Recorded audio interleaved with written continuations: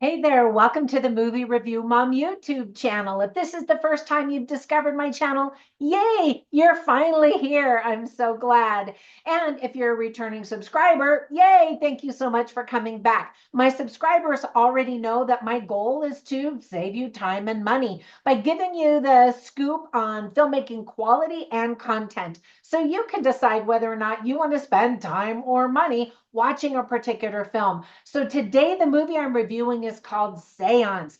This spooky thriller premieres at the Newport Beach Film Festival just in time for the Halloween season. The movie is rated PG-13. It's an hour and 25 minutes, and my overall movie review mom grade is probably about a B, maybe a B minus, but probably a B. Anyway, I'm going to give you an overview in a nutshell to explain why I gave it the grade that I did. I'll point out things I liked, things I didn't like. I'll offer tips for parents, themes worth talking about if you watch this with a bunch of people, funny lines, interesting lines, and we'll finish up with recommendations for other films that are sort of similar that you might also really like. Okay, let's dive in. So, in a nutshell, it was a dark and stormy night.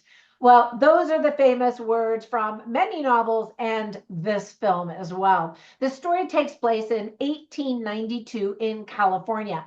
A Victorian woman contemplates adultery when she takes refuge from a storm at the home of her first husband and his unstable wife, who claims to be haunted by their dead child. The film was both written and directed by Vivian Kerr, who also stars in it as the unstable wife. Already, the film has won the Reframe Stamp Award for 2024. Now, quick tips for parents. Kids are definitely going to be bored, and young children might be frightened. There is violence with blood. There are creepy dolls. There is talk and portrayal of the death of a little girl, talk of life after death. Some of the themes that are illustrated very well are adultery, marriage, depression, life after death, guilt, and the things between heaven and earth.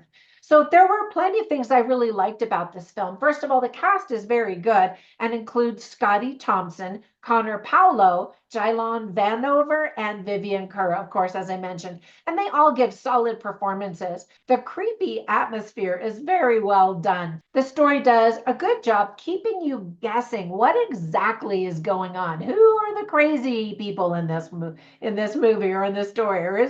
Are they all crazy? Is nobody crazy? Act 3 offers an interesting twist. You might see it coming, but you might not, and you might get a kick out of it. The last scene is really sweet, but also creepy. Now, there were just a few things I didn't really like about it. First of all, people looking for a lot of horror will be disappointed. It's not the typical horror, slasher, bloody, kind of movie, which I appreciate because I don't really like all of that kind. It's just mostly spooky and creepy, and you're like, oh.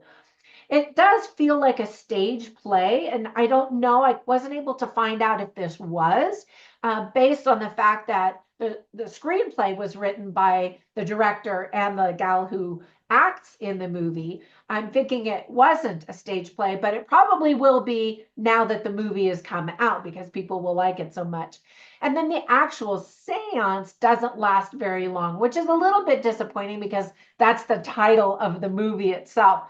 The poster for the movie looks amateurish, and this is more of a low budget film. This is not a big Hollywood production or anything like that. I'll give you some recommendations for some of those kinds of films if that's what you're looking for. Now, whenever I watch movies, I write down the funny lines and the interesting lines simply so you can get a taste for the dialogue and the script writing quality.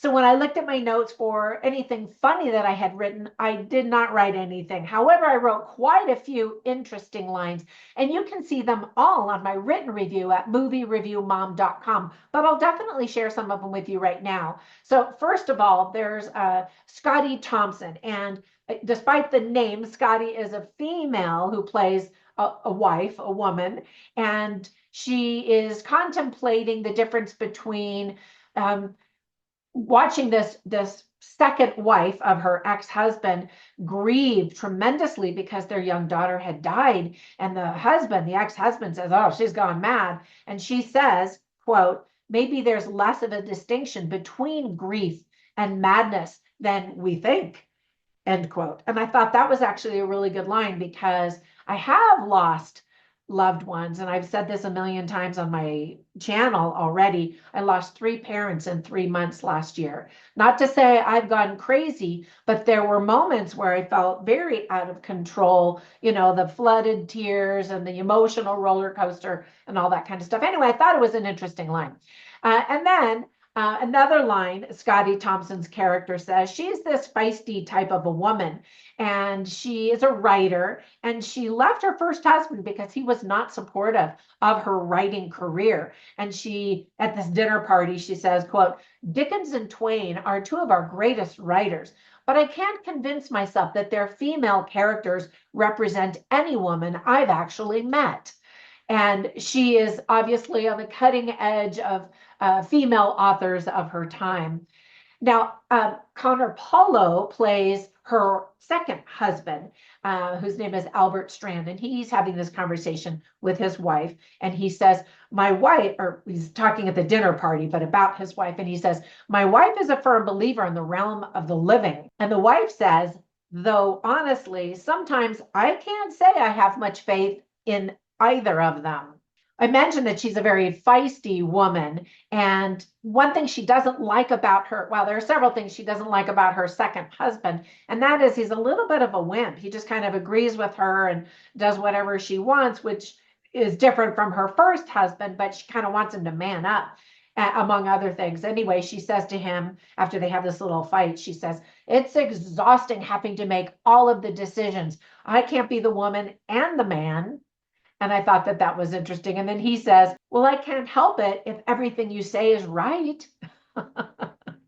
Maybe that should have been on the list of funny lines. I don't know, because I thought it was a little bit of both. All right, so let me give you some recommendations for some other spooky type of movies that are bigger productions. Well, the first one is for sure. It's called A Haunting in Venice. It is very well done, very creepy and spooky, and also really hovers between heaven and earth and where that is and what is happening. And fantastic cast, really, really well done film.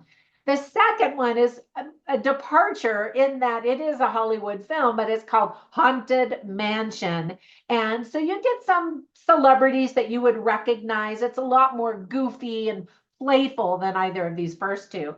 And then the third one is called Blythe Spirit.